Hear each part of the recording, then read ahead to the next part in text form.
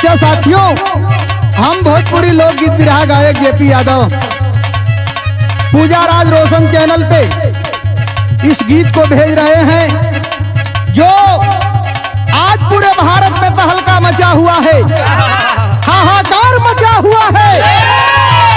एक ladies doctor जिसकी उम्र 31 साल है, ए बाबू आर्जिकल मेडिकल कॉलेज में जिसकी ड्यूटी 36 घंटे लगाई गई, 36 घंटे ड्यूटी करने के बाद सेमिनार हॉल में जा करके सो गई बाबू।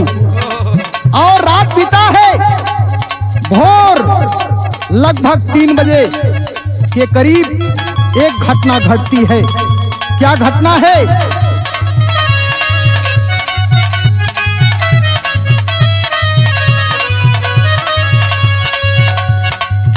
अरे निदिया में सूतल रहली ममिता गुजरिया,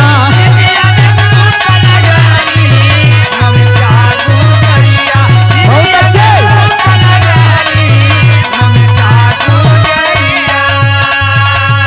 भैया हो ममिता गुजरिया,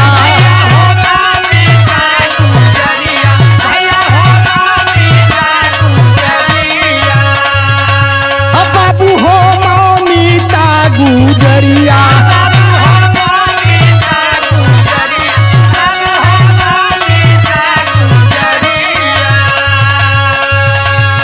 जाने नाही गैया कसैया, जाने नाही गैया कसैया, करी है नादनिया।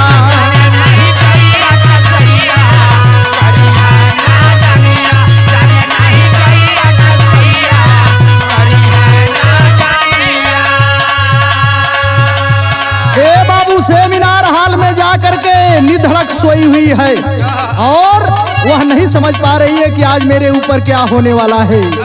तबले बहल का रतिया में संजय बन के बाहेलिया,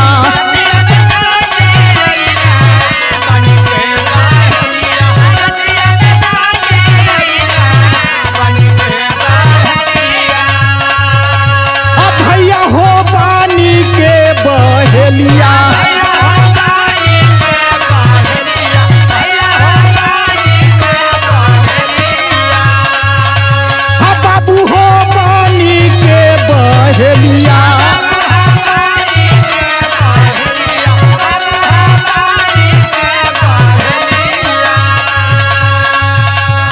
या न जान रहली चिड़ैया, हो या न जान रहली चिड़ैया, घेरा लहराइनिया।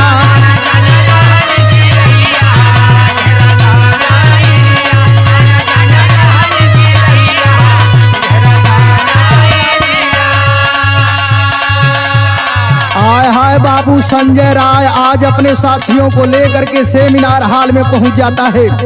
जब सेमिनार हॉल में पहुंचा है तब तक आज मौमिता देखती है, अवाक हो जाती है। आय हाय बाबू आज पापी मिल करके करते क्या है? हथवा तो तोरा लाए भैया, गोड़ावा भी तोरा लाए,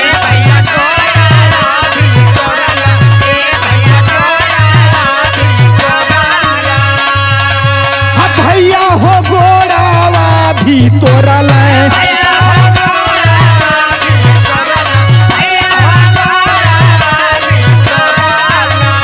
बाबू हो गोड़ावा भी तोरा लाए।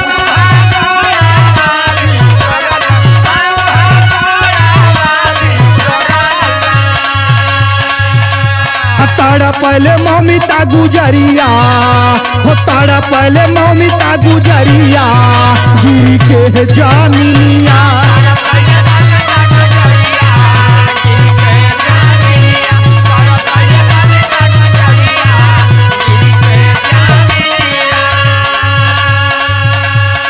ए बाबू आज पापी मौमिता की इज्जत को लूटना चाहते हैं, लेकिन आज वह अपनी इज्जत बचाने के लिए बाबू लड़ जाती है, झगड़ जाती है। लेकिन आखिरकार पापी बदकार मानते नहीं है। कैलन का अरे कपड़ा तो भारी हो देहल लूटल है इज्जतिया।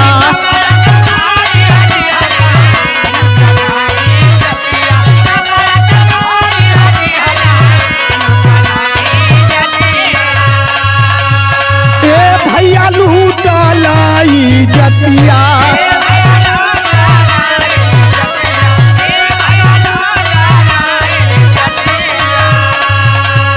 बाबू हो लूटल इज्जतिया।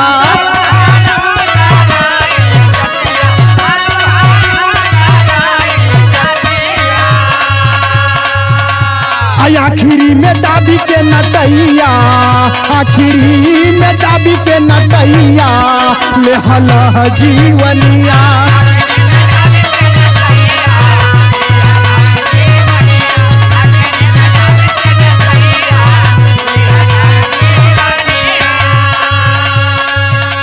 ए बाबू लाख गुहार करती रही मौमिता, लेकिन आज पापी मानते नहीं है।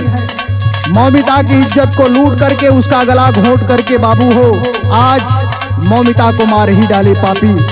लेकिन जब मौमिता इस दुनिया को छोड़ करके चली गई हो बाबू तो कहना है हथौड़ी के पिजड़ावा ये भैया उड़ाली चिरैया।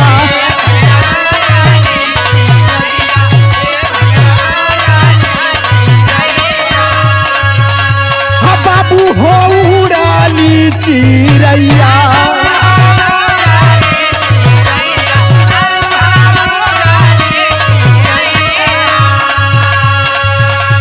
छोड़ी के पराई हो गईल, छोड़ी के पराई हो गईल नंगी बदनिया।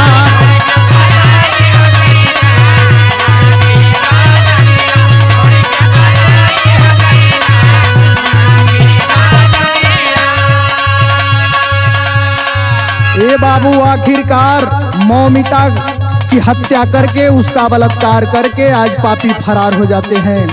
जब फरार हो गए हो बाबू बड़ी ऊंची बात, बड़ी अच्छी लाइन आज कवि जी अपने गीत के लाइन में लिखत हन। का लिखलन रखिया मन हवाला ये पापिया पानी बहिन से।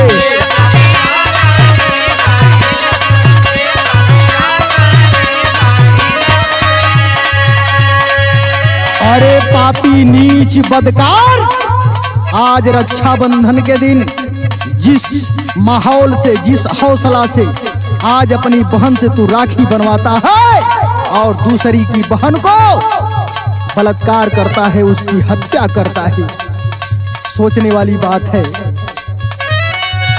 अरे रखिया बन हवाला ये पापी अपनी बहिन से।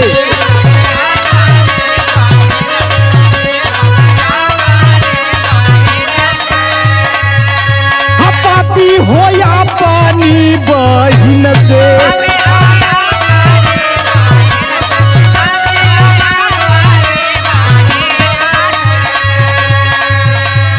काहे नाही चिन्हला ये पपिया, काहे नाही चिन्हला ये पपिया दूसरे का बहिनिया।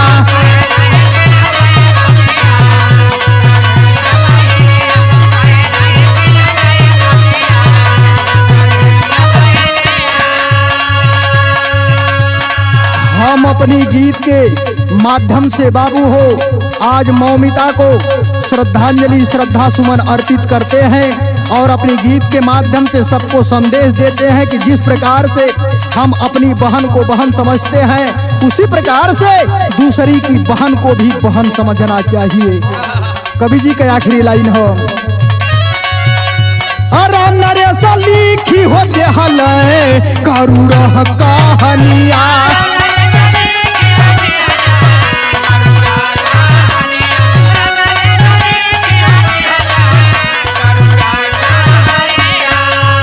भैया हो गरुड़ कहानिया।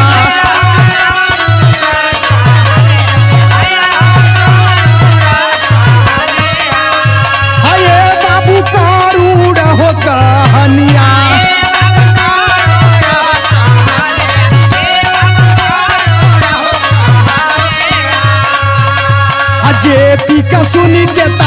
नवा जे पी के सुन के तारा नवा मोहले दुनिया